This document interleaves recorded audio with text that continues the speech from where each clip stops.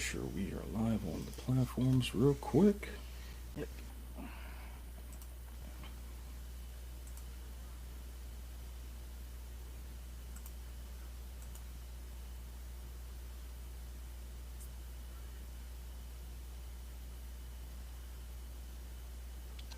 We're live on the book. Thank you, sir. Yep. I'm not gonna click on the on the Facebook Live this time and have have it go through like it did Oh yeah, last. yeah, yeah. You just got if you do with me, you just gotta have the your volume down. That's all. That's what I'm doing right now for all these other joints. There we go. Yeah, we're live on the book. I'm good on Twitch.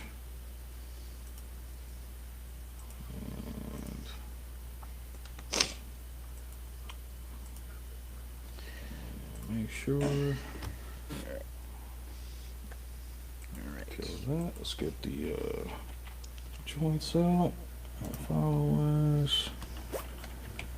Get the highlights.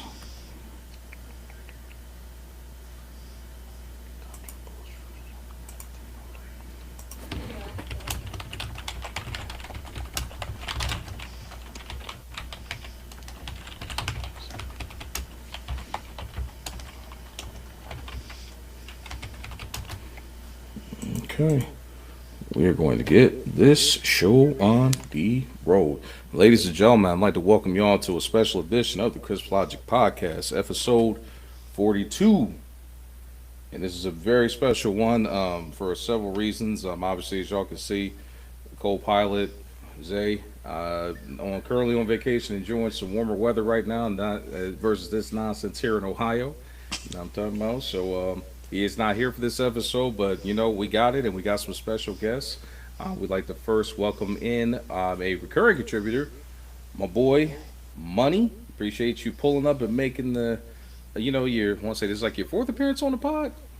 This is my third. This is my third. Third, okay, Yeah. got you. You Okay. tried to get me in mid live one time and it didn't work out, but it's all good. But we have corrected on how to do that moving forward, so that will be happening in the future.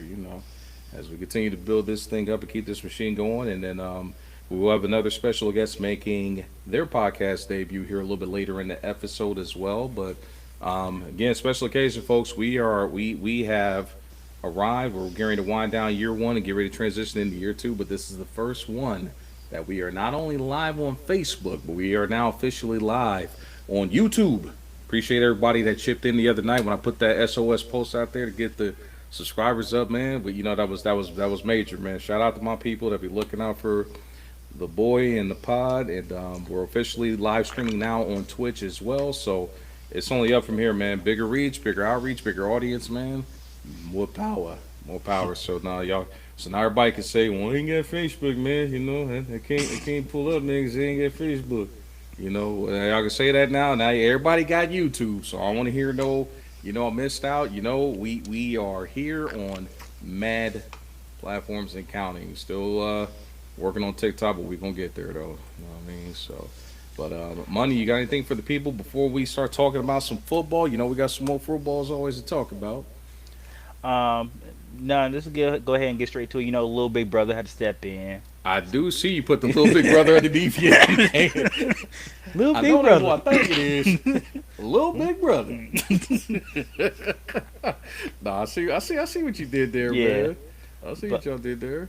But no yeah, doubt. But as always, man, if y'all don't know, this is the Chris Logic Podcast. There it is, right there in bold print.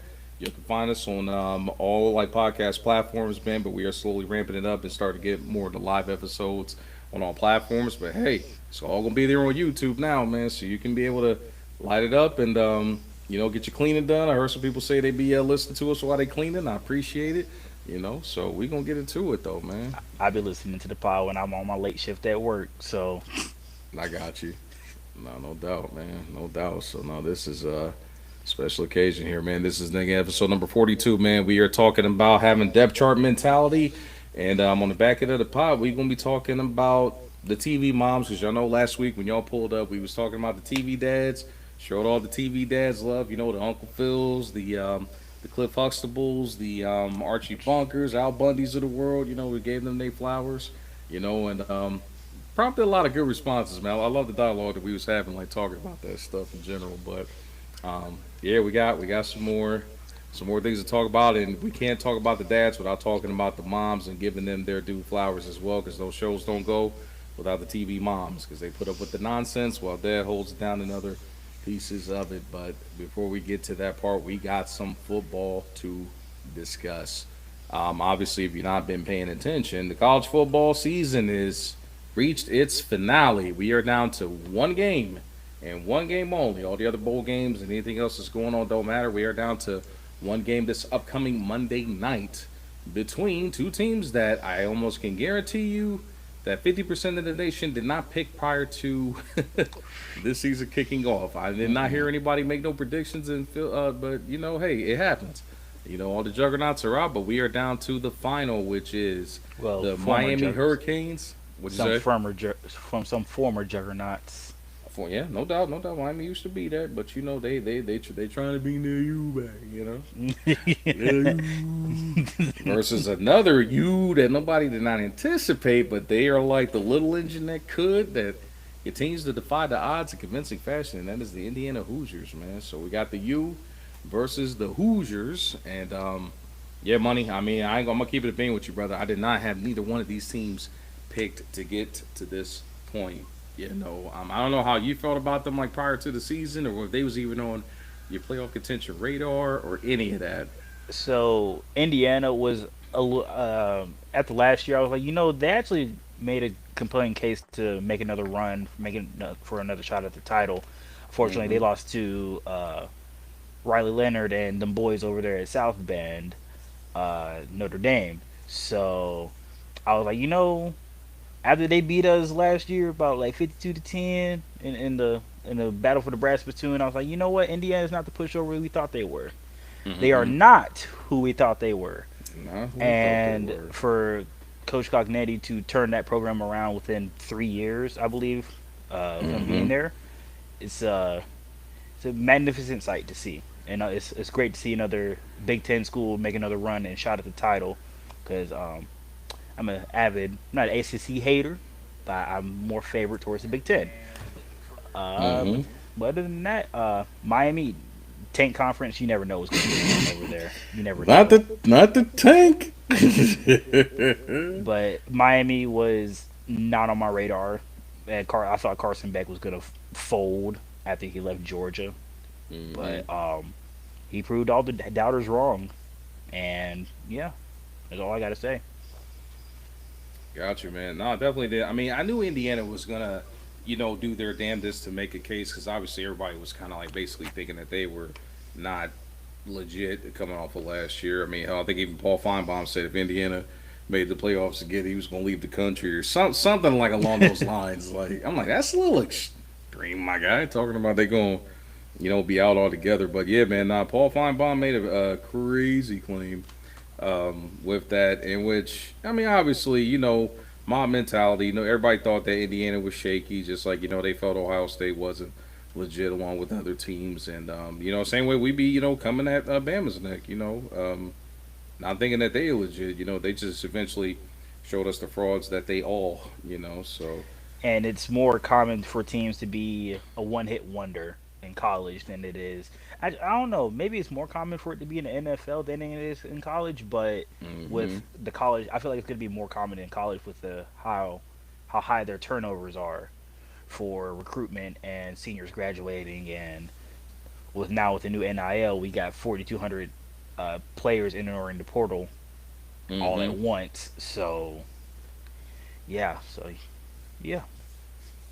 Yeah, man. Nah, it's gonna be interesting to see how this all pans out. But the real question is like, how did we get here? The path of both of these teams has been like crazy. I mean, at one point in time, we were questioning whether Indiana had the schedule strength and that they really played anybody to get here. I mean, their only signature win up until the Big Ten championship was against Oregon. Them going there and taking care of business there. They knock off Ohio State and they just go on a crazy run. Really kind of outclassing anybody that stepped on the field with them. In general. Miami, on the other hand, real shaky starts, some really bad moments. No ACC title game appearance, And then there's the controversy whether they should have gotten in over Notre Dame, and They should you have, know, and they did. and they did, and they proven that they were supposed to, man. Because I'll eat my fair share of crow. I thought Miami was going to be out the very next week, especially after knocking off Ohio State. I thought that they just kind of played hella aggressive ball, and Yeah, they just did really play Texas didn't. Tech that week, so Texas Hmm. Tech was the favorite. So Which I always said Texas Tech, like, I mean, yeah, I know they won the Big 12 and all, but I'm kind of like, like, did they really deserve to be there? I mean, but I mean, I know we call the ACC the tank conference, but I really kind of have that same kind of vibe when it comes to the Big 12 too. Like, I don't think the Big yeah, 12 really has any teams in there. Like, at least they don't have any blue bloods that can really like get in there and make a major difference as far as like contention goes. So, but I mean, Texas Tech did their thing. They did win the conference, but they were vanquished unmercifully as well. So there's that. I But saw a post where I think it was like Texas Tech was the worst 10-2 team this year. You lose to your rival, and you didn't make it to the SEC championship, and you get bounced in the first round of the playoffs. bounced like crazy work that they got bounced like that. Like, but nah, it just says a lot, man. Like you just don't know what to expect. I mean, these teams like when they get their confidence up and get motivated, and if you got the right kind of coaching, I mean, one thing I will say, shout out to Kurt Signetti, man. Like he has those guys believing. I know we be talking a lot about like how we play the game. Well, obviously, we play college football on the game, and we talk about all those perks. And Kurt Signetti should be the fate. Like next game, I want to see Kurt Signetti's face up there as far as motivator goes. I can't remember who's in there right now as like the motivating guy, but Kurt Signetti's face needs to be on the game, I and want to we can. say it's either Dan Lanning or Kurt. No, it's not Kirby Smart. Not sure, but I do know Dan Lanning's out there for recruiter, which out means I can't stand Dan Lanning. I have my reasons. I hate him. I hate his guts. But and I was so thrilled to see Indiana beat just beat the bejesus out of them. BTA. Belt to arse. So, no, I was definitely happy to see that in general. But yeah, man, nah, Kurt Signetti is the ultimate motivator. I mean, like you just look at what he's gotten out of his guys, considering that majority of these dudes are 3 stars and castaways from other programs, and it's not about talent. It's not about like game breaking speed. It is about scheme, motivation, and effort, man. And I have to respect it, man. Like they faced down everybody that stepped in front of them and have handled their business. The only thing I will knock them for, I'm still not sold on Mr. Mendoza because I still say that he got his Heisman based off of an ugly cry, and right there he had his little Oscar award winning moment. I'd like to like it He was. definitely practiced that speech 50 times in the mirror the night before. Man, bro, I'm just like, dude, and he get just with the ugly cry. Yeah. I'm And to like, bro, to answer your question on the motivator, it's actually Marcus Freeman. is I it don't Marcus know. Freeman? It is Gotcha. Okay. Marcus Freeman. And you Okay. have Steve Sarkeesian for the tactician tab. Also needs to be replaced as the next Oh season. yeah, most Yes. definitely, most definitely. Definitely needs to be replaced. You know. Oh sure, we got our first guy chiming in. It sounds like my boy really done pulled up. I'm assuming you done pulled up from either it looks like YouTube or Yeah, he on the tube. He Twitch. on the Okay, tube. okay, He on the appreciate you, tube. sir. We are live, man. We got some outreach now, man. Yes I sir. Yes sir. loving this. And still got our decent little people for appreciate those that are tuning in from Facebook and stuff. So but yeah, man. Kursic Daddy done one hell of a job as far as Miami goes. Now on the other side of this, you got Mario Cristobal. I'm also not sold on their quarterbacks. I think Carson Beck is one of the most overrated guys at the quarterback position here in college football. Regardless, I know he's played in the SEC and all this other nonsense, but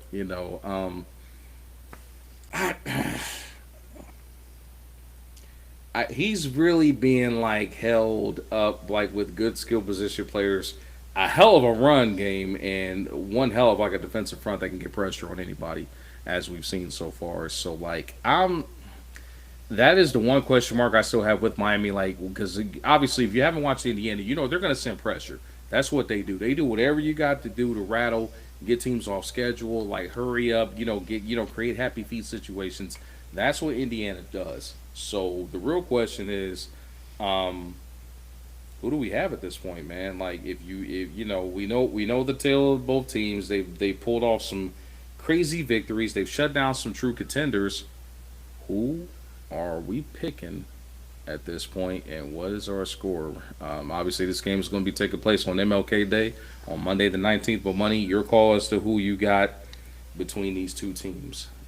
So I was leaning heavily towards Indiana going Okay. into this matchup, but there's a key contributor that I think that will give Miami a little bit of an edge over Indiana. They're playing at Mm-hmm. home. They're playing at Hard Rock Stadium. That they are. They are playing in familiar territory, and they've been practicing down there all week. And Mm-hmm. I don't know about Indiana's practice conditions or anything like that, but I'm pretty sure Indiana is not trying to be practicing in the snow up there. Right. But I think it's gonna look like what the was it Chick-fil-A Bowl looked like Mm-hmm. in Atlanta. You saw nothing but red and very little green. I feel it's gonna be a lot of orange and green versus a lot of red and down there in Miami. Now, scheme wise, I think Indiana will pull off the win. But if Miami is to win, it's because they are at home. Mm-hmm. I got you. Okay. Okay. Well, you do have that piece of it. Um, really got nothing really to kind of challenge you on there with your prediction. This is It tough for me. it's either going to be a shootout or defensive game, one or the other. Yeah. There's no in Um, between. yeah, I can I see would that. be shocked if one team if either team is just pulling away. Hmm. So Yeah, it's going to be interesting to see if that's going to be the case. I definitely don't expect a blowout because I know both of these defenses are going to create situations where the others are going to have to like work for points and yards. And Miami, I mean, like I said before, they have one hell of a run game that they want to get established. They want to make sure they get Fletcher and the boys out there and like really hmm beat the strength out of your defense. That's what they do. You know what I mean? Because I don't give a damn. You couldn't pay me enough to try to take down Mark Fletcher Jr. right about now, man. Like that dude's a damn tank. But so breakfast over there. right, big, strong. Strong, I know what the fast. docs fast. That's a balanced breakfast over there, boy. So like I'm going to stick with the team that man, this is hard, man, because like I still feel like both of these teams got like vulnerabilities and like they shouldn't be here. So it's And like now both I have have to. quality wins too. They Quality got quality wins. wins. They have statement wins. They have wins where they've like clearly been like the better team out there. This is going to come down to Miami's defense being able to, contain and keep Indiana's offense all balanced. Because Miami, we know what Miami's going to do. They're going to run the damn ball. They're going to make it real simple for Carson Beck to have to make like short reads, outs, underneaths, short passes, not really have to push the ball down the field all like that. But I This is going believe to come that down. plays into their hand because Carson Beck Mm-hmm. is a short check down guy. He definitely is. I mean, he's definitely like he's like a above average game manager. That's what he does. He's not a guy that's going to throw you to victory or throw you necessarily out of a game. He's not going to shoot you out of a game, but he will manage things to keep the chains moving. And that's really what's going to come down to. I'm going to take the Canes in this matchup. I'm going to take the Canes in this matchup because I just think that this might be the point where Indiana meets a team that can actually hit back against them in certain instances and really kind of mirror what they like to do, which is create chaos and create extra pressure. So I'm going to put the money on Miami, and I'm going to say this is going to be a low scoring affair. I'm going to go 21-17 Miami is my pick for this particular matchup here. It's going to be entertaining, but I think it's going to be a little bit of a dogfight. I don't see neither one of these teams like getting out there. Like I know Indiana kind of did that against Bama last week, but I don't see that happening Well, no, they this week. played Alabama the week before, but they did Yeah. Oregon. Oregon. My bad, Oregon. Down in both cases really means they really like Yeah. boat race both of those teams. So I don't see them doing what they did against either one of those teams in Hey, general. I'm gonna say Indiana's defense had the sliders on freshmen when they was playing with Oregon. Boy, the fumbles hit one. Oh, Dan Lanning, he can get you there, but he can't keep you there in the postseason. So, fun fact: the game odds, the over is 47.5 points Okay. Hmm. So they're saying total. they're saying a little bit of a shootout, Yeah, or like I'm low I'm gonna 20s. go mid 20s, so like 25, 28. It's Mm-hmm. gonna be a one score game. Okay. I Hmm. got 25-28 Indiana. Low Mm. score, low score. I believe that they will be able to overcome that Miami is at home, but it's going to be a low scoring affair. Relatively low scoring affair, but I think Indiana's going to pull it out 28-25, or at least within one score. They're Gotcha. going to make Carson Beck do a make or break drive. If Miami's in a predicament where they have to go down and score and win the game, they're gonna make Carson Beck do that. I got you. Okay. Okay. I can see that being the case. Yeah, definitely it's gonna be an interesting matchup. It's crazy, man. College football about to be over with, man. Especially like with the transfer portal being open right now. Like it's about to And be it until September. and I hate You the know. transfer portal right now, but we ain't gonna talk about We the transfer portal will be for another episode, indeed. So, but that is going to bring it to a close here for the college football first segment. Before we start talking NFL, we gotta first pay our respects to a legend that stepped away from his team this past week here, and everybody should know already what we're talking about here, man.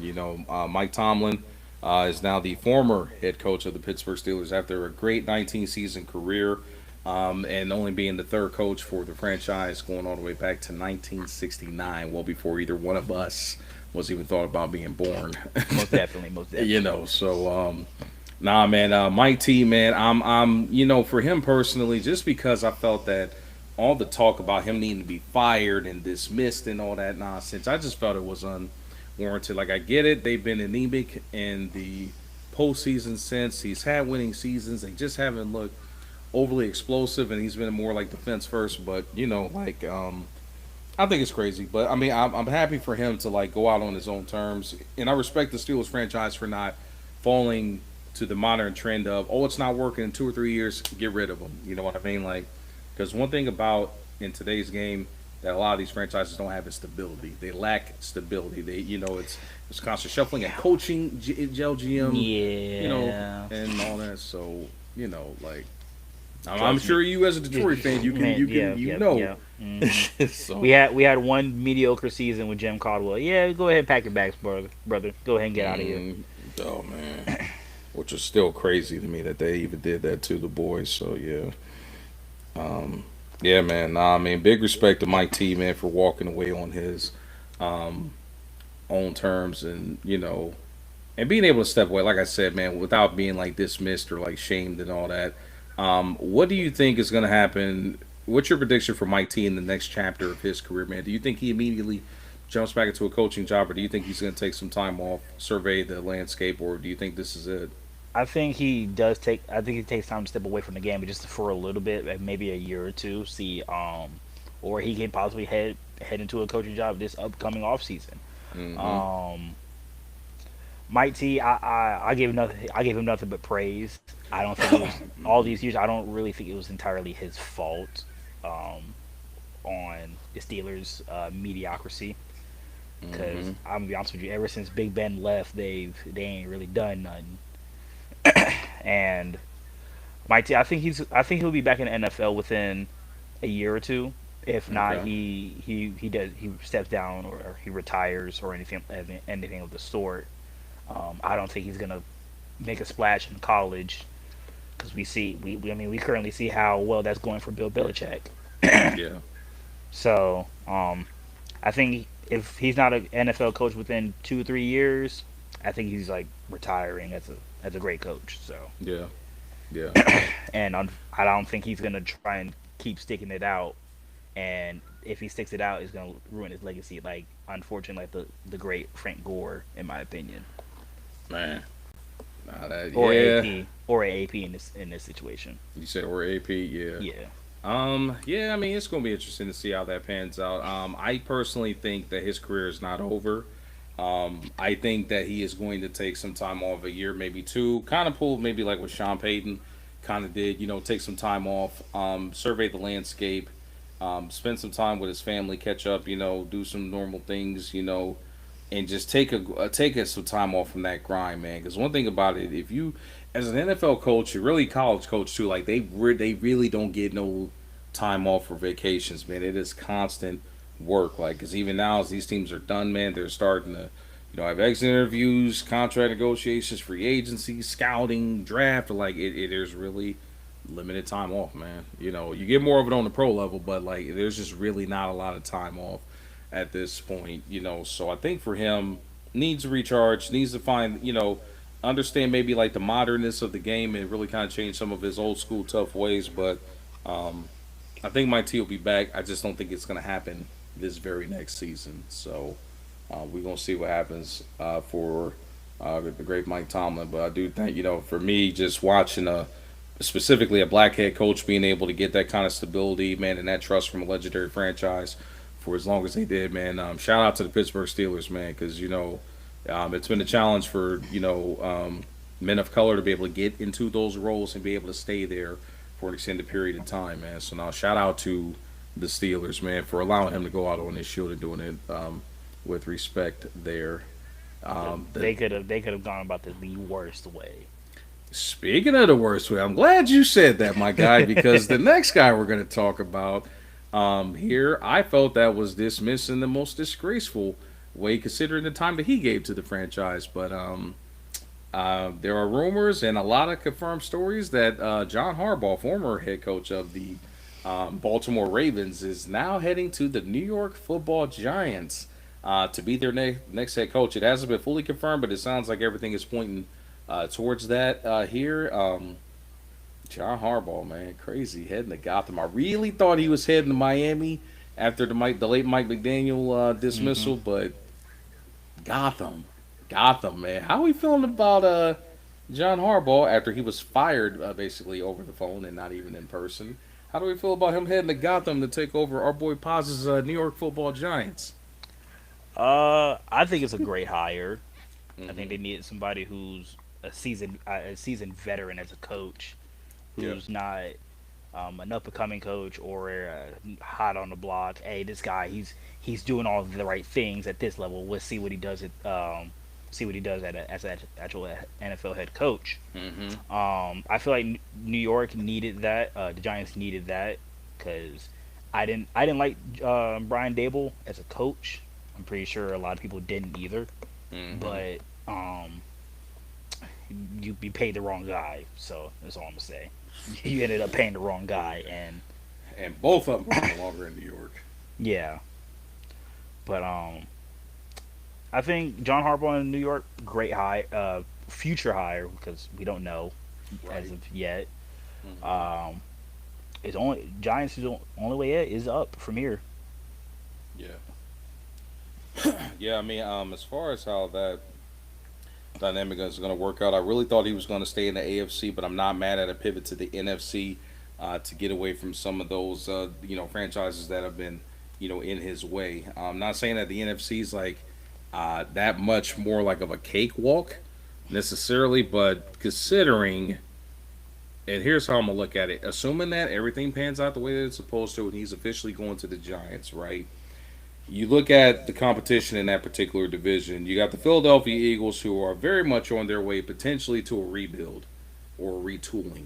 Um, there's questions at the quarterback, questions at offensive coordinator, the I AJ did Brown hear that they situation. fired their offensive coordinator. I could be wrong about that. So no, you no, definitely that was confirmed too. So they got problems there. They have a hole to fill there. We don't know necessarily what the Eagles are going to look like next season. We can definitely expect that there's going to be some change in that realm. So the Eagles are going to look different. They're not going to be what we've seen over these past two seasons, especially as a Super Bowl contender, right? You got the Dallas Cowboys. Them boys. Them boys. Yeah. um, I'm not going to turn this into a Cowboys bashing fest, but we know how. We know there's going to be talk. There's going to be, oh, this is our year, Super Bowl, Jerry Jones, and they're going to fall flat. Like we Oh, don't to the even need to Super Bowl. like We're gonna win 6 rings. 6 rings. six wings, six wings. Deck attack, they can't stop the deck attack. Yeah, I mean, we're gonna hear the same C- song and dance, and it's gonna be CD the same Lamb. damn results, right? So, they're still in salary cap hell. I don't see the Cowboys moving the needle and all of a sudden becoming a juggernaut. I mean, I know they got better on defense, but even still, they fired Matt Eberflus after this season, so there's question marks there too, right? I'm actually surprised their defense did as well as they did without Micah. Because like the first couple of weeks, they looked anemic, I dead mean, anemic. boy, man, But like then, it looked tough, brother. but Like, then they were able to turn it around. So we'll see what the future holds in Dallas. But yeah, as long as Jerry's at the helm, I don't think they go anywhere anytime soon. nope. So we're gonna see what happens as far as that goes. But yeah. So you got the Cowboys. I don't think they're going to be a factor next season, which leaves the Washington Commanders. Obviously, you got some question marks there. What is Jaden Daniels going to look like next season? Will he come back to full health? Can he stay healthy? Because my boy was going through it this season as far as the injury bug goes, right? Mm-hmm. So Mm-hmm. we don't know exactly how that's going to look for Jaden Daniels. They have some more work to do as far as their roster goes, both offensively and defensively. They got a chance. We just don't know. We got to see. Will they finally, fix some of the problems that they have on defense and especially in the trenches along, as far as their line goes? Can they pick a running back group and stick to it and allow them to grow still? So, 'cause it's been quite the damn carousel at running back for that particular franchise. So Mm-hmm. I think it makes sense. I mean, the Giants are not loaded with talent, but they do have some pieces that can make it work. We don't know what we're going to see out of Jackson Dart in year two. First step, can he stay healthy? Um, from Can you there, stay? Can you stay concussion free? That's the that part. Do you get Cam Scatterbo back? Clearly he was looking like a legit number one running back at a certain point. So there's that. You got some pieces there. Malik Neighbors, can you get another piece in there at receiver? Line, still got to work on your line. Their defense has a lot of potential, but still a lot of young stars. They need to make sure that they find a maturity pill or button or serum for Abdul Carter and help him to grow up faster because I'm tired of hearing about him and his shenanigans. So man. like I don't know the Commanders. Oh, not not the Commanders, but the Giants. I mean, it looks appealing. I think it's an easy way for him to come in and establish culture and stability as long as the Mars don't get in the way. Hmm. So that's really where I'm at as far as with the Jim, And not Jim, John Harbaugh hire. I'm gonna go ahead and make a very bold prediction. I say either Cam Scatterbu or Malik Neighbors wins comeback player of the year next year. That's fair. Assuming they both can stay healthy, I would concur with that.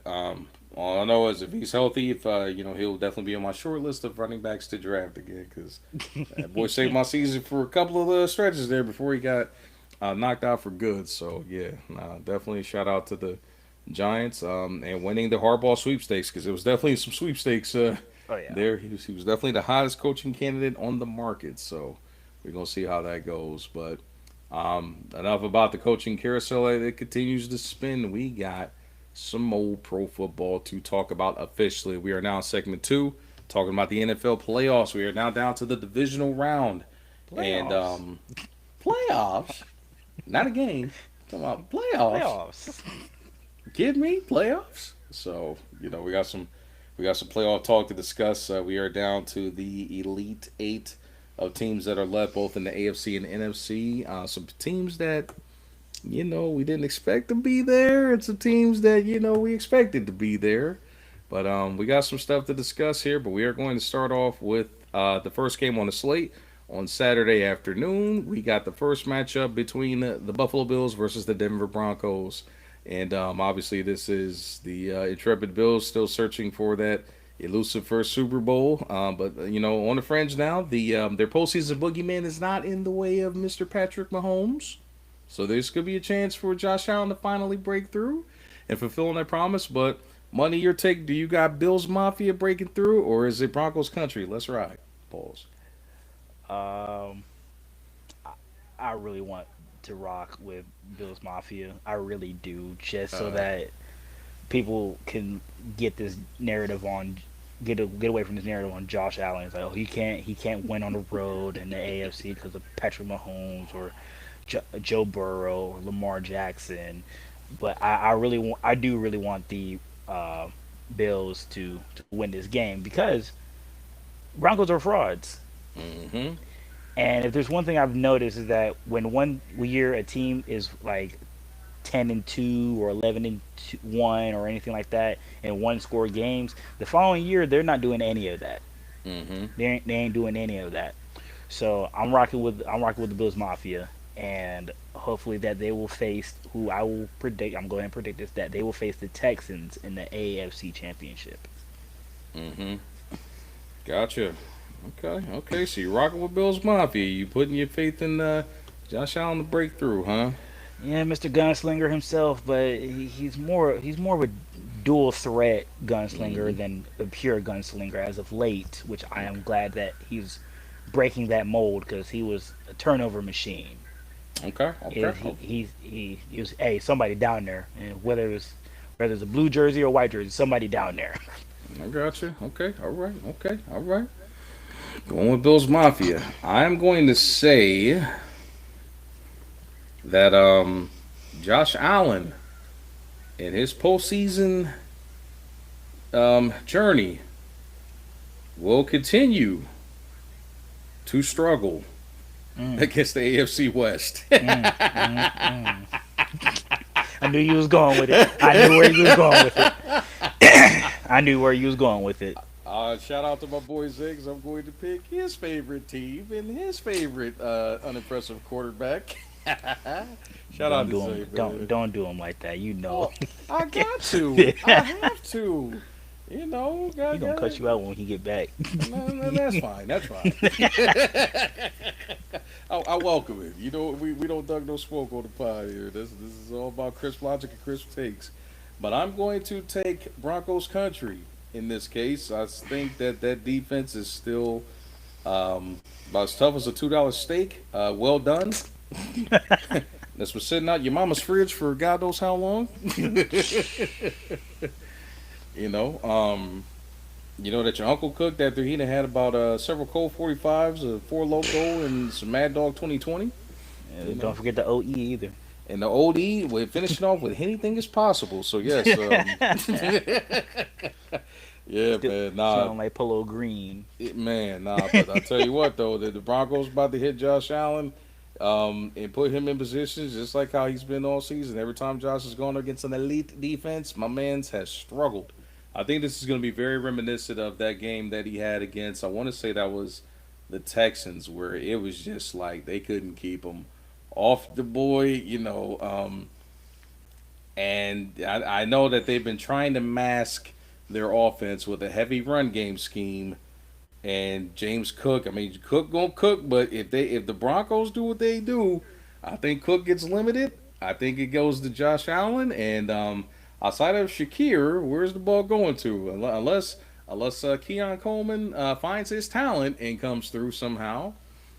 I say Bills Mafia goes home early, bro. I think it's gonna be another postseason heartbreak for Bills Mafia. So I'm taking Broncos to roll in that particular matchup. I'm just Mm. I think the Broncos got the defense and You both. putting a lot of faith in a in a team that I see that they ain't really beat nobody, same as the Patriots. Oh, come They on! ain't Don't the they Broncos ain't beat nobody? no. They are fraudulent. No, no, no, Fraud. no, no. And now go Chargers. Go. No. Well, now it's no Char- Chargers. No. Chargers couldn't keep Joe what's his name? Herbert. They couldn't keep Herbo up straight. That boy was playing with a broken left hand. No, poor Tink Tink. A lot of people have said that Justin Herbert better than that boy Brock, and Brock still dancing to Jay Herbo home. That's all I'm gonna say. Man, hey, hey, I never made that claim. I never made that statement. Just letting it be known. That's Uh, fair. That is fair. I'll just say, well, my boy's still rolling, and Jay Herbo home, man. yeah, he is. He's at home rehabbing. and Mm-hmm. asking Jim, hey man, when we gonna get some more O line help? Because I'm pretty sure they were missing their all pro left tackle and right tackle this year, both of Mm-hmm. them. Mm-hmm. So I trust me, I know O line struggles. Trust me. Oh, I bet, brother. I bet. But yeah, man.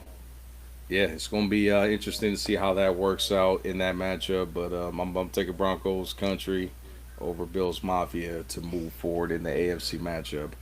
Sticking to the Saturday schedule. Speaking of a guy that I just mentioned, next game is on deck, and I know there's gonna be a lot of pressure on your boy, in particular. But my guys, my Super Bowl favorites, because we go against all odds, no matter what. We makes no excuses.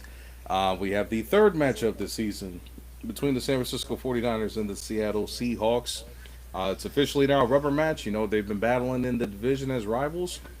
And here we are again before the Super Bowl takes place. Another matchup in Seattle. The path does not get any easier for the little engine that could. That is the 49ers. They battled through God knows how many injuries to key players. And even after losing all pro tight end George Kittle to an Achilles tear last week in their matchup against the Philadelphia Eagles. But nonetheless, in spite of that, they were able to march right into Philly, handle their business, and advance, survive and advance at this point. But nonetheless, you got the rubber match against the Seahawks. They earned their bye. They have been waiting in the wings. So, money, your take? You going with Bang Bang Not a Gang, or you going with the team that is now all about mob ties, aka mission over bullshit? um, as much as I want to take the Seahawks, do believe that y'all will sacrifice another player for Christian McCaffrey's health. And Man, y'all gotta stop this sacrifice. You and Ty, bro. Y'all gotta stop this sacrifice nonsense. Talking about y'all sacrificed a lot of pieces for Run CMC, and I feel like somebody else will be sacrificed this game, and it's going to be the Seattle Seahawks. So, um, I think Bang Bang Niner Gang is wow. That doesn't even sound right. That doesn't even sound Adam. right. Kind of, Good. Let the hate flow through. nah, yeah, I got the 49ers winning this game. Now, my question is how will Sam Darnold look? That is exactly why, outside of my fandom bias, I don't think that the Seahawks are going to pull this off. Their last matchup came down to one thing and one thing only. We could not stop the damn run. Like it was a leaky faucet against the damn Seahawks that particular game. So we made a couple of upgrades, made some additions. We got a taste of a very strong run game. Pause. I don't know why that felt like they need to be paused, but No, I would have let that one go. let that right. Okay, Yeah. I know you're part of Pause Patrol, so you know. Yeah, yeah. Protected- I've relinquished my duties as of late. That's fair. Protected by Vipers, so stand back.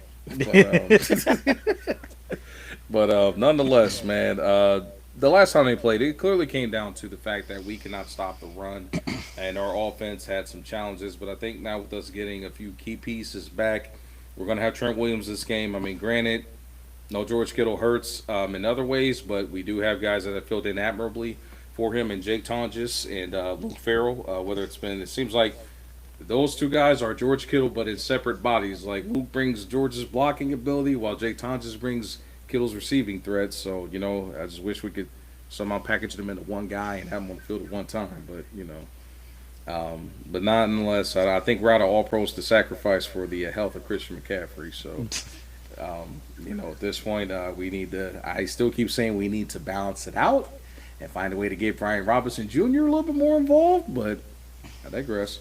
Because it's starting to become telegraphed. As soon as he gets on the field, everybody and mama know we're running the damn ball. We gotta get a little bit smarter with it. But we have had success going up against the 12th man up there in Seattle. I like our chances to do so strictly because we're getting some guys back, especially if we can get Ricky Pearsall back. That's going to be a major help to our receiving group and actually have a guy that can separate and get some stretch the defense out a little bit and be more of a deep threat, allowing Brock to push the ball down the field instead of having a dink and dunk and scramble. It's funny that they be saying that my boy Brock be out there looking like one of the Spy Kids when he goes to scramble. But Right, but on the other side of the ball, it's no secret. Seattle's got a damn good defense. They held us in check, but I think it was for the fact that we were lacking some very key pieces, which limits what we can and can't do on offense. So, assuming those are remedied, I like our chances. I just don't know which Sam Darnold that we're going to get. But if the Niners can stop and slow down Seattle's run game and put the pressure on Sam Darnold to make plays, I really like the 49ers' chance to advance in this one. So, needless to say, I'm going bang bang Niner gang. It'll just be a matter if I'm going to walk into next week's episode happy camper, if I'm going to be, dressing all black again the morning loss of my boys. But my Buckeyes let me down this season. Orlando's in turmoil, but we making it. But my Niners, I got faith in my Niners, man. We ain't got Patrick Mahomes in the way this postseason either, man. We gonna make it work, and if we could get to next week, man, we might get Fred Warner back. So bang bang, bang So bang, not a game. just a heads up. Mm-hmm. If y'all win this game, Mm-hmm. y'all will face L.A. That's Y'all fine. will y'all will face L.A. That's And I fine. know, and I know the last time y'all faced off Mm-hmm. Stafford in the postseason, Mm-hmm. y'all should have won that game. Mm-hmm. Y'all should have won that game. That's the reason why Brock Purdy's now a quarterback and Jimmy Garoppolo no longer isn't. Still haunts you, don't you? Still haunts you, don't you? It was right there, bro. I think we easily could have marched right into LA and beat the Bengals. I think we Oh, could have did it. trust me. Our loss hurts too. It still hurts. Kendall Vildor can't catch an interception off the fucking helmet. To a guy Man, that ain't even in the ain't even the 49ers he ain't even no anymore. more. He not even the 49 no more. Oh And god. let's put the game in the hands of I don't even want to say his name. Josh Reynolds. Josh Reynolds on 4th and 2 and 4th and 3, not once, but twice. Nice. Both in the both in the money zone. Both in the money zone. No guts, no glory, man. Shout out to Dan Campbell. I appreciate his gambling spirit, and here we are. He I think he's slowly learning from it, but I don't know some games. I don't know. Hey, at the end of the day, you got to trust your defense, man.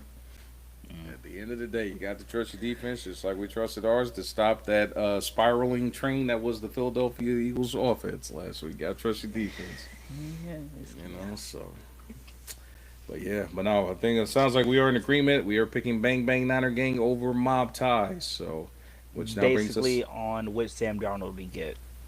no doubt, it depends on Dr. Jekyll, Darnold, or Mr. Hyde. Are we getting Vikings rebirth Darnold, or are we getting Jets Darnold? That's the real I question. would love for the guy that was seeing ghosts on the field to show up and start seeing ghosts again. Just a fact check. His first game was against the Detroit Lions, and he threw a pick six, and we still lost that game. Bruh, that's tough. Matt That's Patricia and Bob Quinn. Thank you for losing shout out to us Matt that Patricia, man. One hell of a defensive coordinator for those Ohio State Stop. Buckeyes, man. game. Stop. I mean, if it wasn't for his failure in Detroit, we wouldn't have been able to improve our defense, man. So shout out to Matt Patricia, man. He understands he's not an offensive guy. He's not a head coach in the NFL. He's a perfect college defensive coordinator. So shout out Let's to keep that it guy. that way. Let's keep it that way. I bet. I bet. All right, moving along, we got the Texans versus the Pats on the next matchup here. Two teams that have kind of defied the odds this season in spite of shortcomings in either way, or really just like the empire starting to rebuild itself, or rebuilding the second coming of the Death Star with the Patriots, man. Like, this shit's scary.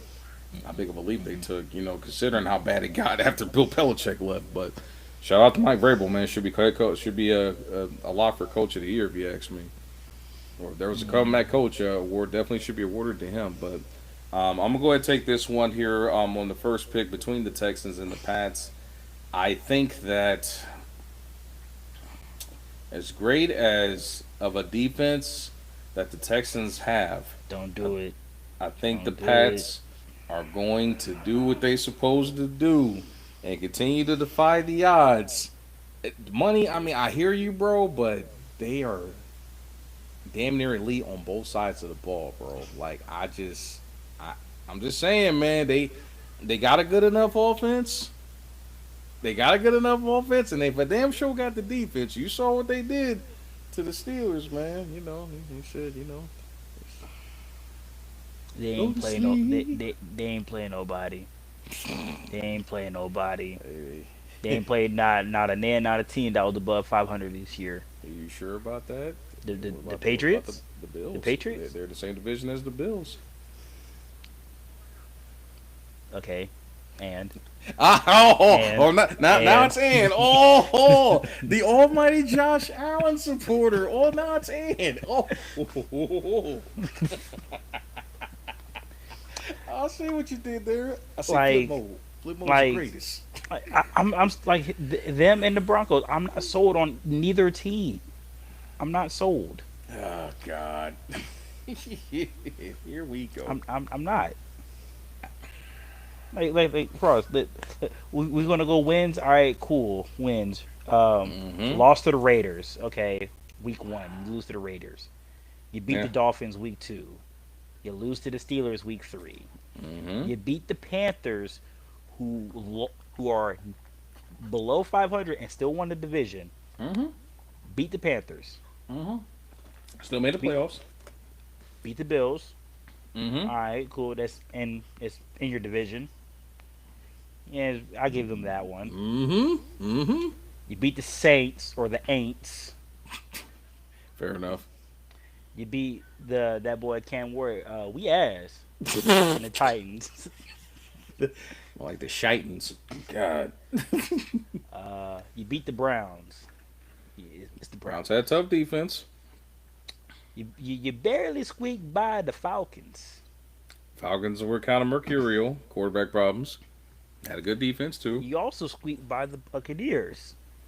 They were leading the division at one point. Injuries piled up and derailed their season. Mm-hmm. You win by 7 against the Jets. Dog Eh, shit. eh. Yeah, You, they're dog shit. That's you fair. you skate by the Bengals, who had Joe Burrow, I believe, at this point in time. Mm-hmm. You're skating by a lot of teams. They're doing what they're supposed to do, man. You, you blow out the Giants. I'm pretty sure Jackson Dart didn't play that game. The Giants were a lost cause at that point. That's fair. They lose to the Bills, so the series is split. But it's in the division. They're gonna see them Mm-hmm. twice a year regardless. So it's Mm-hmm. uh, you beat the Ravens. I feel like that's their one quality win. And I don't think like did Lamar Jackson play that game? That's the real question. How when was it? When did that game take place? That took place December 21st. If I remember correctly, he played in that one. Yeah, he Okay, did. okay, yeah, we continue. Well, They were fighting. They were fighting for their life, but they were still alive. and then you face the Jets again, who Dog shit. some way, Mm-hmm. Aaron Glenn, I respect you as a player and as a coach, but how are you a defensive coach, defensive minded coach, a Mm-hmm. DB, and Mm-hmm. your team still managed to get 0 interceptions on the year? You know why? Doesn't matter how good of a coach you are. I don't care if I don't care if you melded together Bill Belichick and Nick Saban with a little bit of I don't know shit Bill Parcells, Mike Ditka, but the Ryans, all of them. I don't care who Mike Martz. I don't care who all you combined. Nothing can offset Woody Johnson as an owner. None of it. Not even God can save anybody that steps into that role from Woody Johnson. He has to sell the team. And here we are going off script again because any mention of the damn Jets, they get contaminated because of that damn Woody Johnson. And my guy, and shout out to my guy John Jackson, he still rocks with them regardless of how bad. There's a reason why it's JETS just in the season. Cause buddy, that owner, man, oh my God! Like I know everybody want to say Jerry and Jimmy Haslam. No, Woody Johnson is a slumlord of an owner. He needs to go flat out. Yeah, there's no mistaking it. I mean, they actively have the longest playoff drought out of any NFL team. Money, they have not made the playoffs. My God, you are how old again? 23, turned 24 in March. They have not made the playoffs since you were literally in elementary school at the age of 8. It has been 15 years since they made the playoffs. You know, 15. you know who's right behind them? The Mm-hmm. Falcons, actually. Mm-hmm. I know. I know. But the Jets have the actors with most longest active playoffs drought, bro. And it is. I'm looking. I'm like, bro, you've gone through coaches, you've gone through players, quarterbacks, Hall of Famers, reboots. I mean, how else do you explain that all these quarterbacks have suited up for their franchise, gone elsewhere, and had just a little bit more success? I'm talking about Sam Darnold and I'm talking about Rodgers. How else has that happened? They said they were washed up when they were in the Jets uniform. Called Sam Darnold a bust, but they go elsewhere and they make it work. There's one common denominator that has been over it through the whole damn stretch, and it is Sir Woody Johnson. I don't care if he's no longer being a UK ambassador on behalf of the United States of America. Is the fact that he is a slumlord owner and he needs to sell the damn team so they can actually have a future, or else this nonsense will continue and Aaron Glenn will be another coaching casualty. Unfortunately, he will be if they decide to move on from him this offseason. They better not, boy, because It's he's not his staring. fault. And Literally. then they traded away Sauce Gardner to midseason. Yeah, exactly. My point exactly, bro. Like, who the hell is running the show up there, bro? Like, So they beat the Jets, and then they beat the Dolphins. Their one quality win all year has been against the Ravens, and and the Bills it's the Bills. It's early in the season, Bills. Josh Allen is still still, gunslinging, still. but yeah. A win is a win. A win is a win. Whatever. But Mm-hmm. I'm not sold. I'm legit not sold because they're winning these games by one score, Oh my goodness. and I can tell you right now, next season, this whole one score narrative, yeah, it's gonna flip. It is Mm-hmm. going to flip, and I believe in that Texans defense. Now, the real key contributor, the real key to this matchup is how many times is CJ Stroud gonna fumble the ball or turn the ball over? That's the real That is question. going to be the big question because that's the guy that I don't have faith in, given how limited they still are on offense, and if he's got those jitters again, brother. Because I don't know what that was Cause about. he So walked into Pittsburgh and I was like, all right, cool. He threw one pick, two pick, a fumble. I'm like, Lord, now one of those really wasn't his fault. It was on the center. mm-hmm. One of those really wasn't his fault. But in the playoffs, you can't turn the ball over in the playoffs. Mm-hmm. Regular season, you could turn it over, but maybe. But in the playoffs, turnovers are magnified by tenfold. That they are. I got you. We're gonna see, man. It's gonna be interesting to see how that finishes up. But definitely sounds like we are split on this. You're officially picking the Texans, Hmm. Hmm. and I'm going with the Pats. We just gonna leave it like that. Hmm. With that being said, we got one game left to discuss. It is an old guard versus a new guard, and none of this is a game that you don't necessarily want to talk about, but we're gonna talk about it. Oh, I want to talk about this game. I want to talk about this game. But that now leaves it down to the Rams versus the Bears. And we got a team that has recently won a Super Bowl, retooled, and that is gunning for another one. We going with the Mob Squad or is it Bear Down? Mob Squad. You don't think the pups is ready to take care of business? No, no, no. Now, are you saying that because you don't have faith in Ben Johnson or Caleb Williams? And I'm not going to call him by the name I did last week. I got to stop doing that. Nah. You know what? I'm gonna say it for you. I don't Oh, believe. I don't believe in QB Zesty. I can't, bro. Hey, you can blame Chisholm Adonis for that. You can blame Chisholm Adonis for that. No doubt, we definitely got to blame him for that, man. The shit's too funny, man. Just so we're clear, we are But not homophobic by any ways, folks. it's But it's just I'm funny. picking them because I am a Matthew Stafford believer through and through. Mm-hmm. I've seen that Oh, man that's do what it is. mhm, Okay, he just that, and I hate Ben Johnson. You cost us an NFC Championship run because you wanted to go to them. Nah, no, I'm keeping PG here. You want to go to them boys over in Chicago because why are you down one score and you have Jameson Williams having a jet sweep throw when you're down seven? That is Dan Campbell would never. As boneheaded as Dan Campbell is, he would never call an egregious play like that in that situation. he'll call it maybe a jet sweep, but he's not calling it jet sweep where Jameson Williams is throwing it to St. Brown or whoever he was throwing it to on that play, and that was due by the hands of Ben Johnson. Don't care. Mm-hmm. I would die on that hill. Yeah, well, luckily I didn't bring a defibrillator or no Vita spray for this one, my guy. Because yeah, you're gonna die on that hill here in this case, my And guy. if Matthew Stafford loses to a QB that wears fingernail polish, he loses respect in my book. Come on, Debo, stall him out. Nope. They shouldn't have Aye. won. They shouldn't have won last week. No, I'm just playing. They actually did ball out against Green Bay. That's that falls on Matt Lafleur. But no, I got the Rams this week.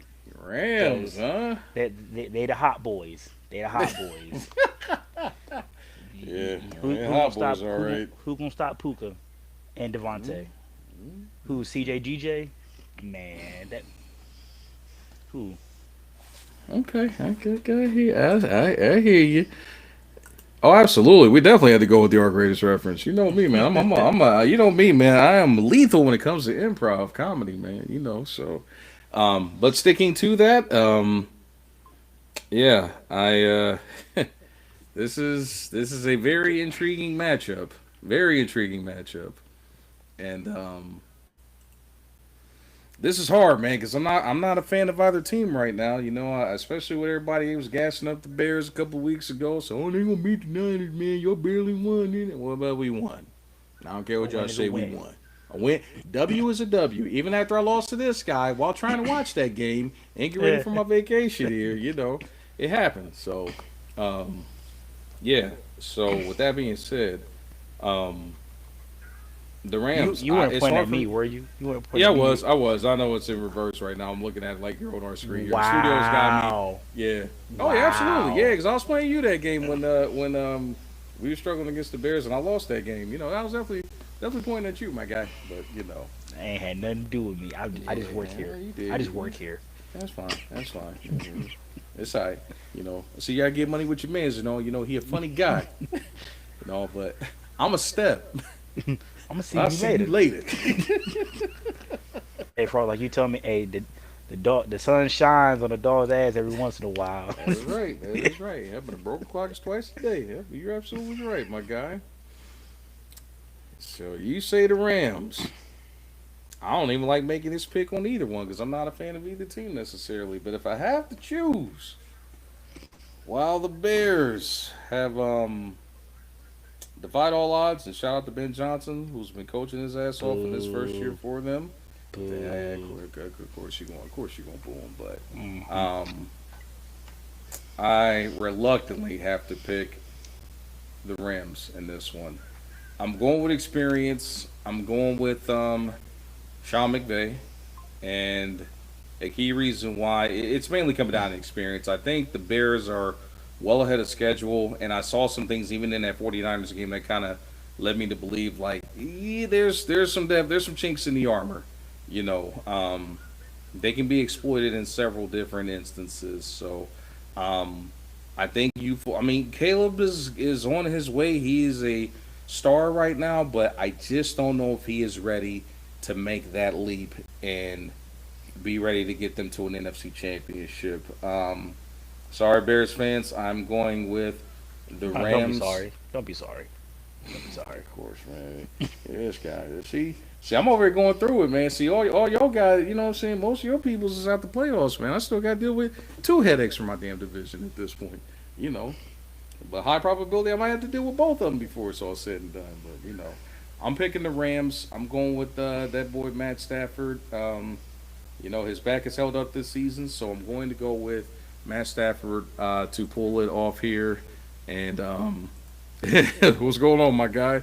Appreciate you say going with Puka. Yeah, because I don't see an answer for Yeah. that guy. That's it. That Nope. is, as Stephen A. Nope. Smith would say, that's a bad Bad man. man. That's a bad man, brother. That dude is tough with it, dog. Like, yeah, man. He definitely gets it done. So I'm definitely going with Puka, Matt Stafford, and the boys to win that particular matchup. So Yeah, that does bring it here to a close for the football segments here in the first 2/3 of the show. So, my guy, I appreciate you bringing the contributions to the show. As always, As yeah, always, most man, definitely. you definitely, um, definitely getting better, man, with episode to episode and stuff, man. And I would definitely like to thank you for filling in for Zay in this particular segment of the podcast. Filling in for the football knowledge and wisdom and stuff. Though Diablo's also saying, yeah, oh my bad, not that one. He said Devontae is back, so yeah, that's another thing too. Like Hmm. Devontae's gonna definitely help them out for And Blake sure. Corum has been balling out in the playoffs too. So Hmm.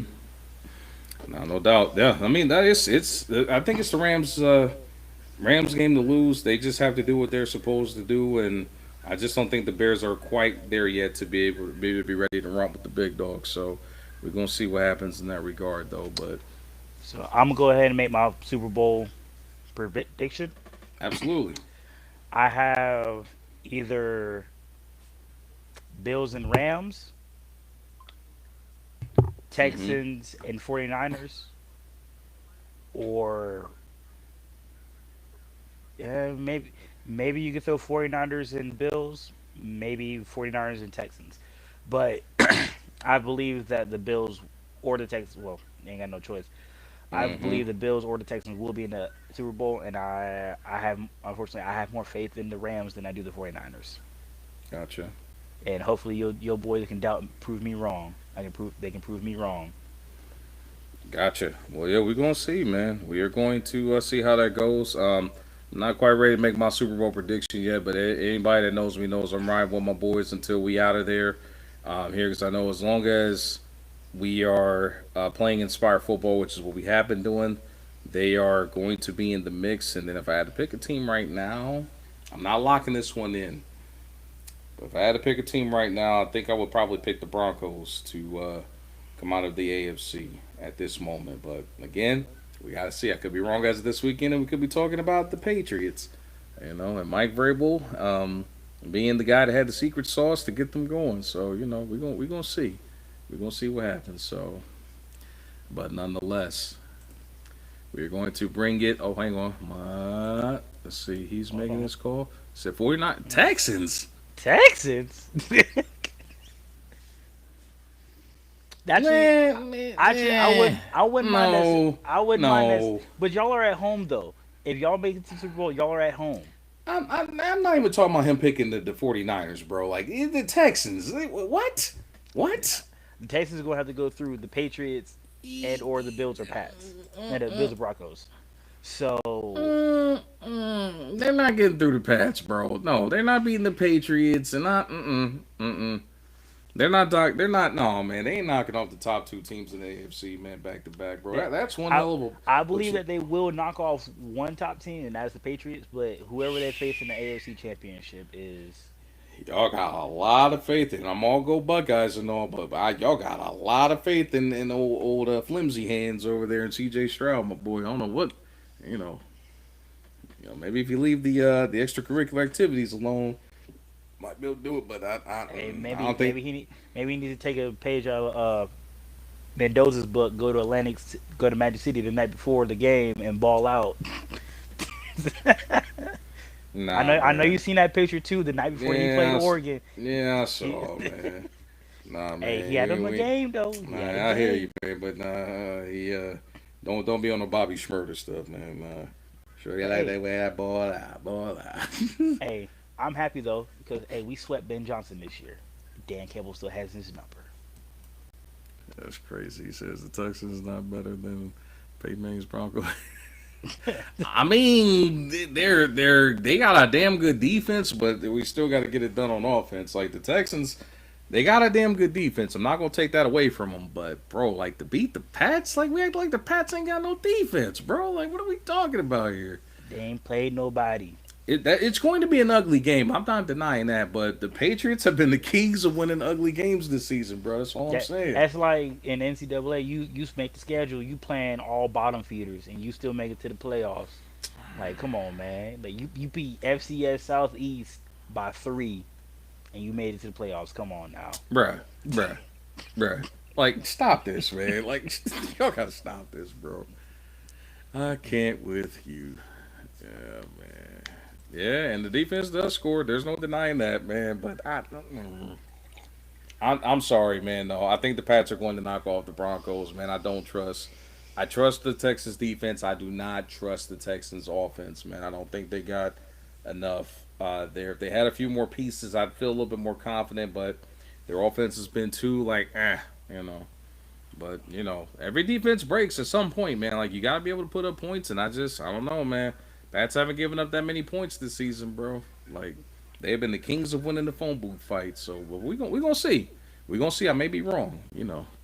So, yep. Where was that I'm in game? agreement. He said whoever wins that game does go to the Super Bowl, I believe. Yep. I think the Pats are a better team, flat out. I mean, I got them as a dark horse, only behind the Broncos right now as far as Super Bowl picks coming out of the AFC. So we're gonna see. It's gonna be All I know interesting. is that Hmm. two out of the four AFC teams right now can win their Winter. first God Yeah. win their first Super Bowl. I had a stroke there for a minute. Yeah. The beat. You good, bro? Chill out, man. Nah, man, but nah, it's gonna be interesting to see what happens though. Um, nah, definitely some good football that's left, man. We're gonna see what Yeah, happens with most definitely, most these definitely. games. So, I'm not going. I'm gonna stop here, man, and because right now I'm looking at 4th and 25 with all these false starts here, and I'm going to officially thank you, my guy, for coming on to the pod, man, and filling in for Zay, man. It's definitely been a pleasure rocking with you here, and definitely looking forward to having you on more episodes in the future, and also, officially welcome you to the team in your upcoming role as supporting us with producing and also social media promotions, man. So Yes, definitely sir. looking Yes, forward to sir. having you Most aboard, man, and definitely. becoming an official member of the team, my guy. Yes, sir. But you got You anything for the know it. people before you step up out, bro? Um, nah, I ain't got. Well, as they would say, continue to pour into us as we pour into you guys. Appreciate everybody pulling up to the streams. I actually just put it on my Snapchat story for my folks down here. Be like, hey, check me out. Get to see my beautiful face on the pod. Everything. They gonna clown me at work tomorrow, but I don't care. I'm having fun with it down Hey here. man, hey, So you doing things that a lot of people are scared to do, man, and this is where it starts, man. You get you a good opportunity to, branch off and do your thing, man. So this is definitely a start of many more great episodes to come for you, my guy. We appreciate you specifically, man, being our number one supporter and number one fan of the pod, man. You always tapping in and showing us love. So would you say I'm your number one stan? I wouldn't give you a stand tag. I wouldn't disrespect you like that. Wow. Nah, Stan, not stand. Yes, I would gladly take the stand tag. that's fair. Now, when I hear Stan, I'm automatically thinking like Eminem. I'm not that crazy. I Okay, ain't man. I'm not gonna write you and Zay letters. I don't want to see y'all. I don't want to see y'all here, man, with black tees and the fitted cap to the flat bill to the back, man. I don't want to see that, bro. Man, nah. you Nah, I don't know, do none of that. that's fair. That's fair, man. So, but nonetheless, my guy, man, you are officially relieved of duty, man, and definitely, feel free to stick around, man. We're gonna bring in the next host here, so I Yes, appreciate you, sir. my guy. We're gonna definitely catch you out here on the next episode, and we are going to bring in our next host here shortly, my guy. But appreciate you, Yes, money. no problem. Deuces. Deuces.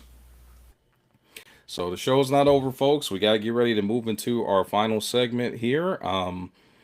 I'm going to bring in a co-host here. Just need a brief intermission here as I get her loaded up here and bring her onto the pod, and just send her the back signal and let her know that yes, I am ready to move on here. But as stated before, we are going to now be talking about our entertainment segment of the podcast here.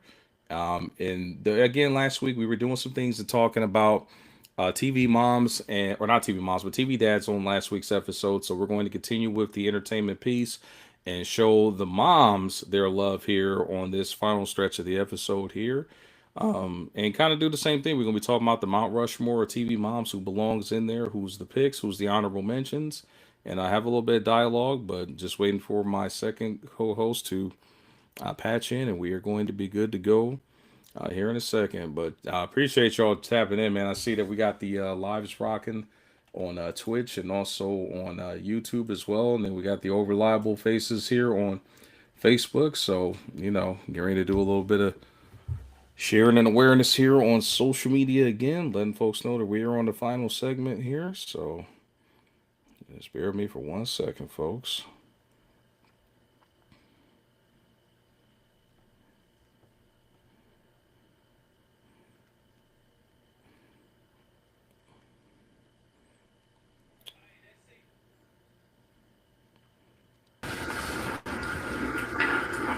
Alrighty. I'll just give you a quick second there, Dara, to do your sound check there. Okay. All right, coming in fine there. Looks like we made it in. All right. And just kind of giving the people a little bit of a briefing as far as like what we'll be doing there. And let me see if I can do one small thing here. And let's see. There we go. Take that down just a tad there. All right, Derek, can you hear me? Yep. All right, perfect. I just had to bring you down just a tad there. Well, it looks like we are all set to rock and roll. Definitely like to welcome you here on your first official debut here on the podcast. Definitely Thank you. glad Thanks to. for having me. Absolutely, absolutely. So, as stated before, we are going to be talking about the third and final segment here and showing some love to the TV moms and talking about some honorable mentions and who belongs on the Mount Rushmore of TV moms, or who would you pick for first team for TV moms here. Just give me 1 second as I'm letting folks know here on the social media platforms that we are on the final segment, because a lot of people do tend to escape from what they're doing and pull up for the late segment here. So give me one brief second here. But Daratel, I know you had kind of been we've been talking, through loosely here over the past couple of months here about bringing you on to the podcast. And I know, as I promised, I wasn't going to hit you with any sort of like football jargon or have you talk about something that you're not too um, versed in. But I felt that the entertainment segment was to bring you on. But outside of TV entertainment, Dara, tell us a little bit more about like what you like to do in your downtime as far as entertainment goes. Like, what would you say you're As into? far as entertainment goes, well, the only sports I really know anything about is tennis. So I do enjoy playing tennis and watching tennis.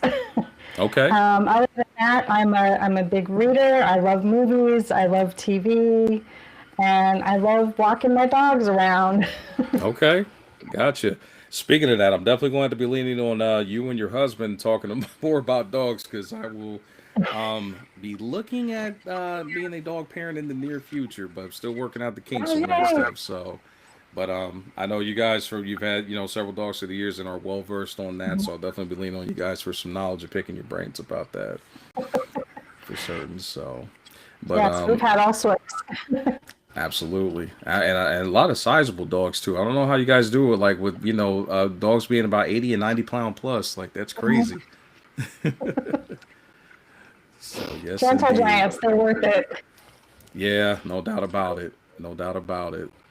All right, well, we are going to start our segment off here talking about TV moms and the impacts that they have, and then before we go specifically to the Mount Rushmore picks, we're going to talk about some people that you considered, but didn't quite make your cut as far as to make your top picks. So I will give you the opportunity to go first on your list of honorable mentions and some people that didn't quite make the cut there for TV moms.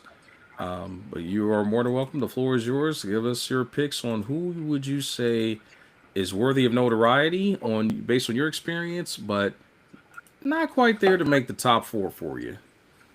Okay, I had two honorable mentions. The first one I'm going to mention is my favorite TV character of all times, and she's just because your children are adults doesn't mean you're not still a mom to them. They still need you. They still come to you for advice. So my Okay. first honorable mention is Sophia Petrillo from the Golden Girls. Gotcha. Okay. Okay. Gotcha. Definitely. Okay. I tell you, I got fond memories of watching that show when I was like much younger. Like as I've gotten older, of course, I don't find myself watching a lot of like the older networks as much to catch shows like that. But definitely one of the staples of national or television from Yeah. for me at least the '90s, but for others obviously before that. So okay.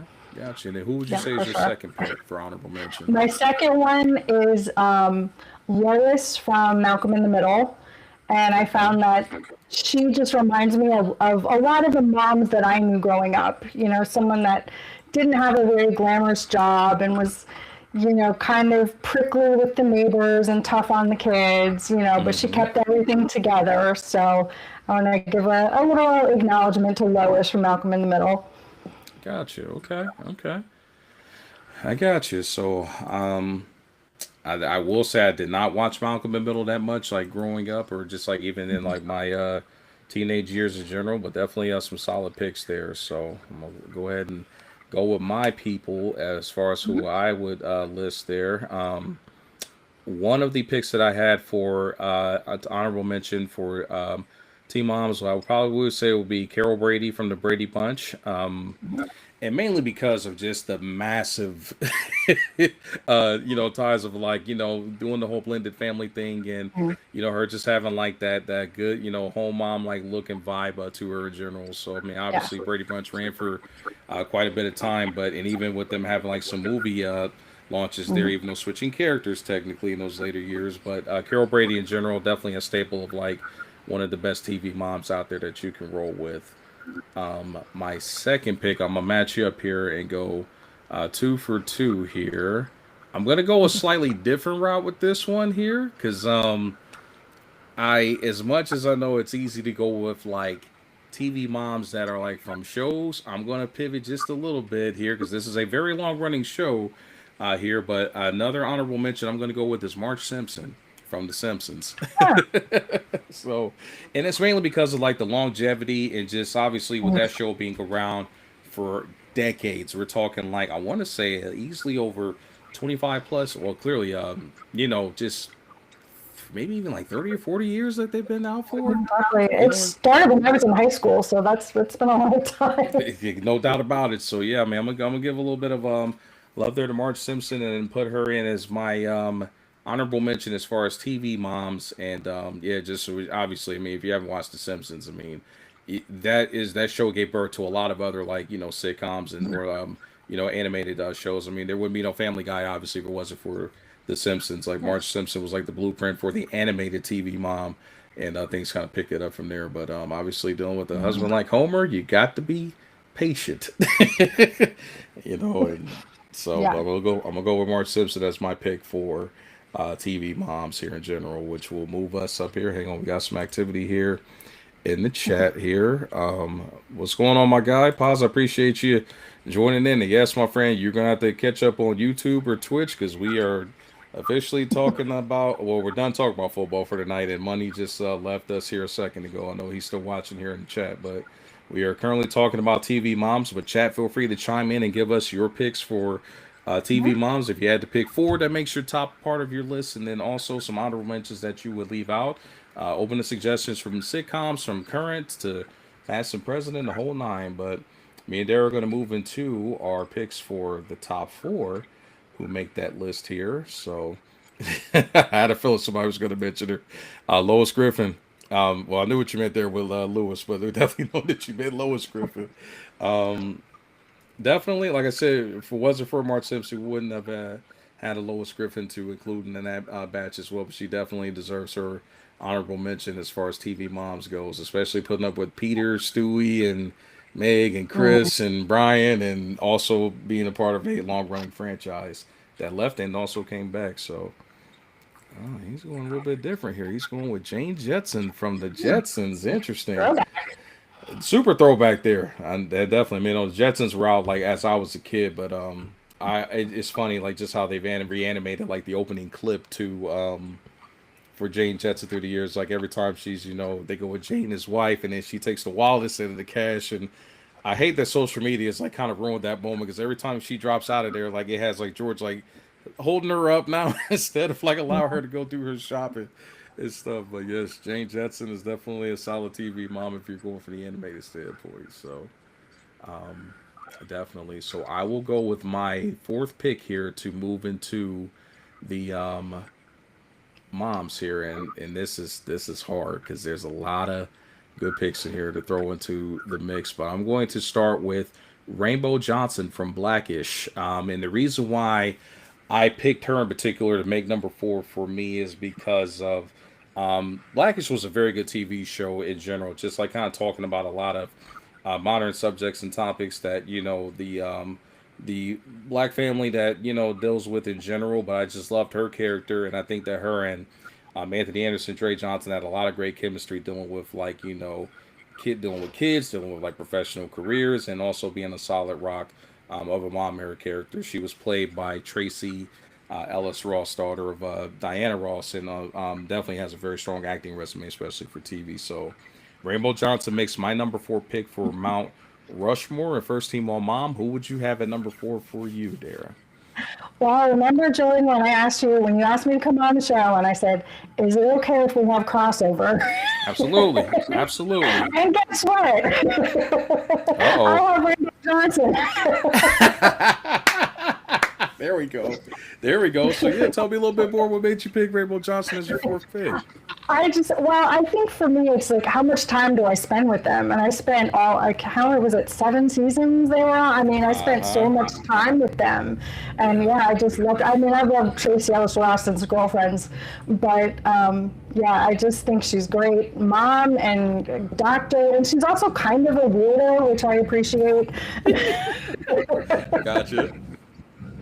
Okay, okay, yeah, nah, she's definitely a solid pick. Yeah. So it's just crazy how great minds think alike. We both had Rainbow Johnson floating around in there. So, and a pauses mentioned. Let's see, he's gone with Wilma Flintstone, another Okay, classic there from that's a good one. cartoons, and then he's going with also. Now, see, I'm not a Harry Potter fan, but he's going with Molly Yes, Weasley from Harry Potter. He says in his case that is his goat. So, great um, pick. gotcha. Okay. And then let me see, my guy's chiming in. He's got number four. I'm assuming, Gru, that you got Harriet from Family Matters. I'm going to assume because that's funny. But I mean, she actually that might be spoiling one of mine that's coming up here, but she is in my top three. But I'm going to let you go ahead and go with your top three. We'll do like the snake format. Who makes number three for you on your Mount Rushmore? Number three for me. This is a little unusual, but I stand by it. And it's Mrs. Kim from Kim's Convenience. If you've not seen that sitcom, it's on Netflix. It's a Canadian sitcom about a family that runs a convenience store, a Korean family that runs a convenience store. And Mrs. Kim reminds me, my mom's not Korean, but she has similarities with Mrs. Kim in that she's just was very hardworking, very practical, Mm-hmm. someone that just was no nonsense. And I really appreciate about her. I love that character.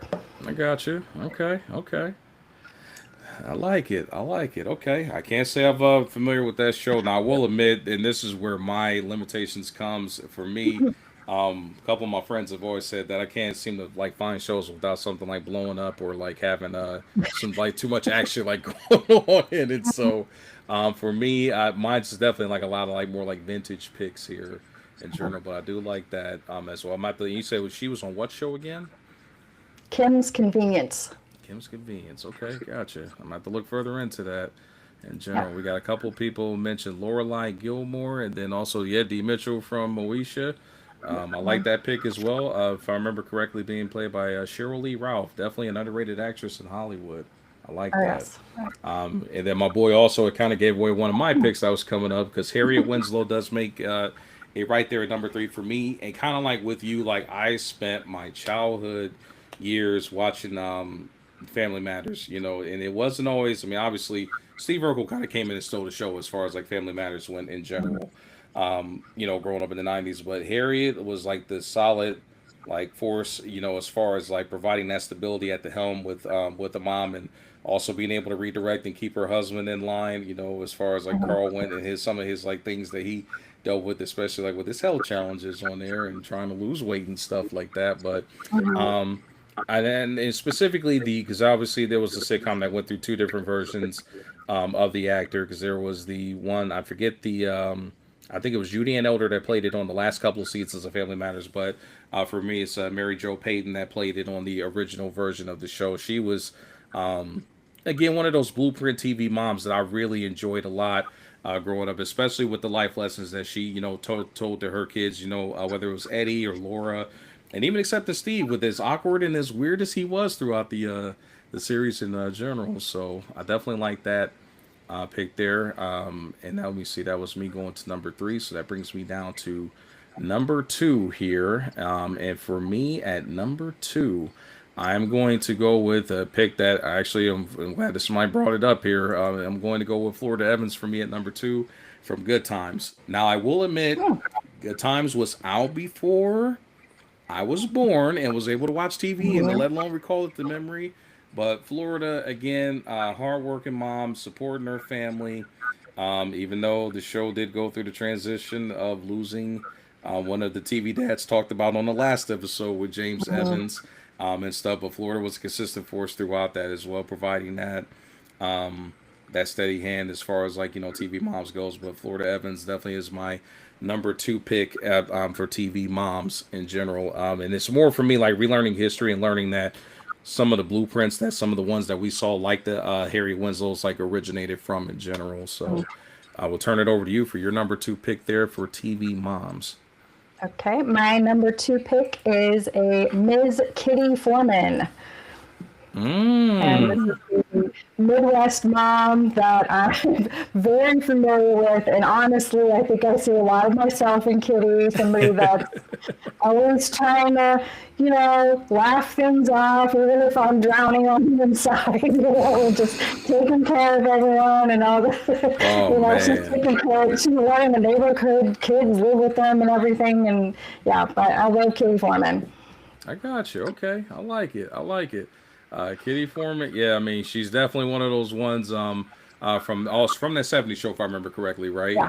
Yes. Gotcha. Yeah, no, she's definitely one of those ones that again, and it's an underrated trait that moms had. They have to endure a lot, especially Yes. when you're talking with not just the relationship between husband and wife, but also with you know, kids indeed. I mean, it's a lot, and she's definitely one of those ones that smiled through a lot of shenanigans on that show in general. She So sure did. yes, she did. So yep. And my buy, let's see, Positive chimes in and goes with Kitty Foreman. I like it. Yay. I don't know about Morticia Adams. That is definitely a left field pick there, my guy. But I I like it respect though. it. I respect it. I got you.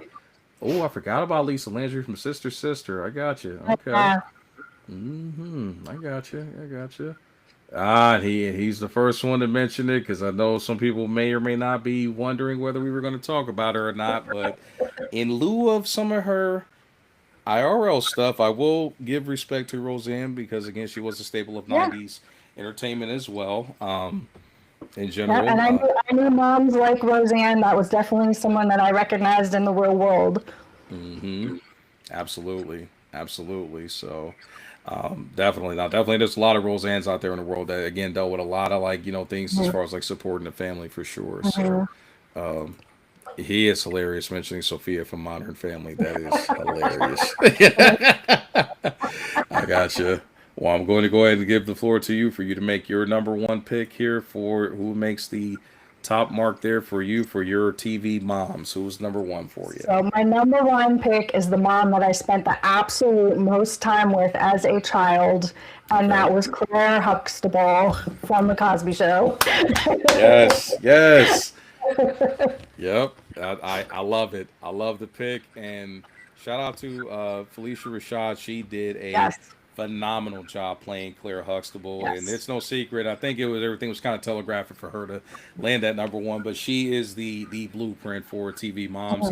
And it's kind of ironic that both me and Xavier last week had Bill Cosby as Cliff Huxtable still picked as our favorite TV dad growing up. In spite of anything that did or did not happen in real life, I was glad that we were able to look past that and pay the flowers to the legends that deserve their recognition in general. But Cliff Huxtable would not be who he is without Claire Huxtable, and Exactly. God knows how many countless moments of Nuggets being there Oh gosh. for us as far as the TV mom. I mean, yeah, see my boy still figure it out. Absolutely, no, she's the she. I think it's undisputed. Like you can't find too many that could challenge her. I mean, I know there's a lot of others that you could mention, like Edith Bunker, and quite a few others that you could throw. I mean, you got June Yeah. Cleaver, We talked about quite a few people. Molly Goldberg, Marion Cunningham. I know it kind of came up on the list there when me and Yeah. John were talking about that at the job. So, but no, Felicia Rashad, she deserves her flowers as Claire Huxtable. Again, so many years dealing with not only just her kids, friends of kids, teaching Yes. moments, Yes. so many classic Grandkids moments. at the end of the show, and yeah. Yes, absolutely. Just a very powerful TV mom. And I mean, anytime you mention that term, like for me, she's the first one that comes to mind, like in general. Yeah. So definitely there. But I definitely do appreciate you bringing in some of the contributions here as far as TV mom selections, and appreciate the chat getting involved too, man. You guys are throwing out some pretty clever Yeah. picks there. Great names. Yeah. Good picks. Definitely, definitely. So, but yes, but did you have any parting words? I know you were kind of nervous about coming on the first time here for doing the podcast, but now that you've kind of done it with some eyes on you, how are you Yes. feeling now after making your debut here with us? I'm feeling pretty good. I like the chat. I think they had a lot of really great picks, so that was really fun to see. So yeah, a great time. I'm happy to come back anytime you guys want me. Absolutely. Ah, geez, and I totally forgot to Oh, and mention Aunt Viv, and I think it's thank you. She's because on my honorable mention too. And I think it's one of those too because I also know why, like, we had the two different versions of Aunt Viv that came on that show as well too. So she definitely deserves that. But I think I had cut my list down just kind of match like yours time wise. But no, Aunt Viv Yeah, definitely deserves her yeah. flowers. Janet Huber and both Daphne Maxwell Reid as well, like playing both of their versions of Aunt Viv in general. But I Yes. just wish we'd had a steady contribution from both of them as well in general. So, but yes, there definitely was a blast having you on. I will make sure that I'm not as busy next time preparing for the next episode of getting you the outline and stuff on time. So, but you're more than welcome to come back on any time to contribute as far as entertainment goes. But yes, if we ever do talk about tennis, I'll be sure to bring you on because I know that's Okay. a favorite sport for you and John, and I follow Australian tennis. Open's coming up. Indeed it is. Indeed it is. So now definitely gonna be more tennis because football will be down here soon. So we will need to expand our portfolio and not just talk about the NBA on upcoming episodes. So definitely looking forward to that as well. So, but there, I definitely appreciate you bringing in and also being patient with me this evening. I know I was kind of giving you like, okay, we're kind of there, but then we're kind of like getting there, and then having the, as I call it in football terms, the false starts. So, Yeah, um, no worries. indeed, let me see. Boss is asking, does oh, absolutely, Aunt Viv counts, man. Yeah, She of definitely course. does. If we're gonna give Harriet Winslow a pass, with her having two different versions, we are definitely going to get Aunt Viv a pass as well too. So, definitely. So, but nonetheless, there, I appreciate you chiming in here, and definitely going to be bringing you Thank on a little bit you. more often as well too. So be sure to thank John because I know he was kind of playing like communication messenger for us in between us Yeah. as I'm dealing with my stuff at work and he is too. So, but Yep. definitely looking forward to having you here on the next episode here. But it's definitely been a pleasure, and definitely well done on your first debut. You seem like you just Thank kind you of so came in and much. was really comfortable, and didn't flinch at all from the spotlight. And I'm glad that the chat was able to like give us some ideas and things to talk about during the segment as well. So, but definitely Yeah. appreciate you coming on. Thank you so much. Anytime. Absolutely, there. Well, we will definitely see you here on upcoming episodes, and always feel free to chime in. Know that we be doing this every Thursday evening around 6:30 ish or Hmm. so. But be sure to tap in moving forward. So we appreciate you stopping by.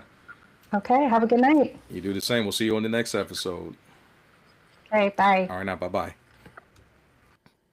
Alrighty, guys, and that will bring us here to the final segment here. So, chat, appreciate y'all showing up, man, and rocking with your boy in general because like let me see, Diablo had his last little part here. Serpaz, yes, she is the mom, but Will's aunt. Absolutely, I mean she's definitely an aunt and a mom too, but I mean she treated Will just like she was one of her own. She didn't treat him no differently in general. So but yeah, man, no, I appreciate y'all rocking out with your boy, man. It's definitely been a unique ride here without Zay, but we have reached the final stage here of the show with the grand closing. Obviously, this was a one-time thing. As you see, Zay was out here this week as he's enjoying the back end of his vacation. Loki jealous of my guy, but I know he'll be back next week and ready to go as we continue our multi-streaming platforms. But I appreciate everybody rocking out with us here for this segment of the Crisp Logic podcast, man. I'm very thankful this week that this was our first time to get debuted on multiple platforms. But be sure now to follow us not just on Facebook Live. We will now be going live on YouTube and Twitch as well. So be sure to like, subscribe, follow, and rock with your boys. And I will continue to bring the noise and the juice and the energy and all that stuff, man, as y'all continue to support the brand. So, but folks, again, appreciate y'all chiming in. I'm going to get up out of here, and I will catch y'all next week at the same time for the Chris Logic podcast. Peace, love. Y'all be safe out there.